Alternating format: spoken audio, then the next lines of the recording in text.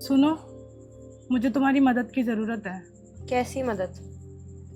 वो सब मैं तुम्हें बता दूंगी, पर तुम मेरे साथ चलो अभी। कहाँ और क्यों?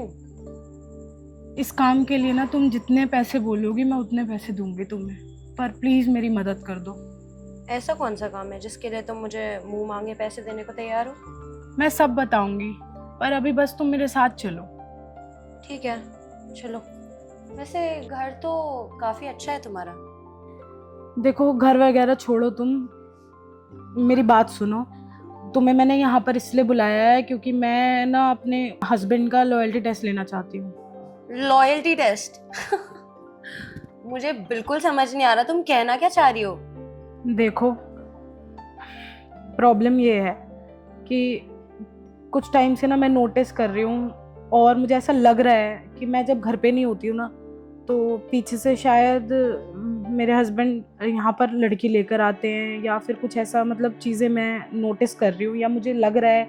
मुझे नहीं पता ये सब सच है या झूठ है, पर मैं देखना चाहती हूँ कि क्या सच्चाई है। तो बस इसलिए मैं ये सब करना चाहती हूँ। मैं चाहती हूँ कि जब वो आएँ तब तुम थोड़ा सा मतलब उनको अपनी बात में लेने की कोशिश करो।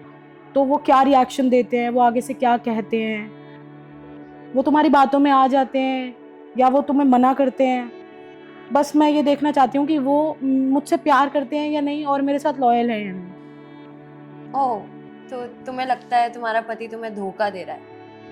हाँ, मुझे ऐसा ही लगता है। बस इस दौरान तुम्हें इस चीज़ का ध्यान रखना है कि अगर वो तुमसे पूछे कि तुम यहाँ कैसे आई, या इससे कनेक्टेड कोई भी बात होती है तुम्हारी, तो तुमको यही बोलना है कि तुमको विनय ने यहाँ भेजा है। ठीक है। विनय नाम याद रखना, नहीं तो उनको शक हो जाएगा। ठीक है? ठीक है। और एक काम करो, मेरा नंबर ले लो तुम। ठीक है? नंबर नोट करो मेरा तुम। 9895। ठीक है? मुझे कॉल करना और कॉल पे रहना। मैं सुनना चाहती हूँ, मतलब कि उस टाइम क्या बात वो करेंगे या क्या कहेंगे, मैं सब सुनना चाहती हूँ। तो तुम कॉल पर रहना। अभी मैं जाती हूँ यहाँ से, वो आने वाले होंगे। ध्यान रखना बस कोई गड़बड़ ना हो। ठीक ठीक है। है?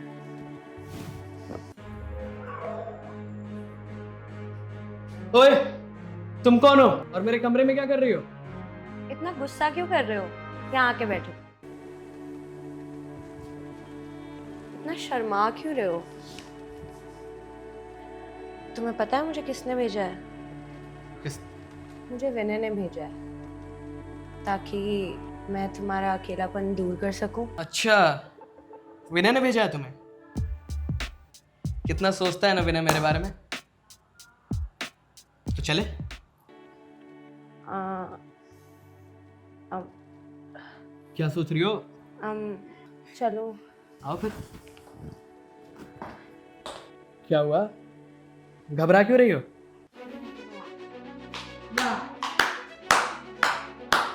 मतलब जो मैं सोच रही थी वो सब सही था ना? तुम मेरे पीठ पीछे यही सब करते फिरते हो, है ना? क्या हुआ, अब चुप क्यों हो गए? हाथ पकड़ते हुए हाथ तो नहीं रुके तुम्हारे? अब मुंह क्यों रुक गया? बोलो, जवाब दो मुझे, ये क्या कर रहे हो? मुझे शक तो था तुम्हारे ऊपर कि तुम यही सब करते हो जब मैं यहां नहीं होती हूं। देखो मत मुझे, बोलो। हो गया तुम्हारा? तुम्हारा ये सब किया कराया है ना, सब मुझे तभी पता चल गया था जब इसने बोला कि विनय ने भेजा है इसे। इतना बेवकूफ समझती हो मुझे तुम? अरे तुम्हें पता भी है कल रात को विनय का एक्सीडेंट हो गया था। पूरी रात में उसके साथ हॉस्पिटल में था, और विनय ने भेजा है इसे? हाँ? तुम्हें मुझ पे जरा सा भी भरोसा नहीं है ना? रत्ती भर भी विश्वास नहीं करती हो ना तुम मुझ पे? अरे मैं क्या रात रात भर बाहर रहता था काम के सिलसिले में, तुम्हें टाइम नहीं दे पाता था मैं, तो तुमने समझ लिया कि मैं तुम्हें धोखा दे रहा हूं। प्रिया, क्या है ये? इतना छोटा समझती हो तुम हमारे प्यार को?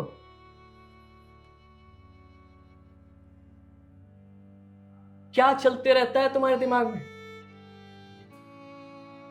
और क्या जरूरत थी ये सब करने की?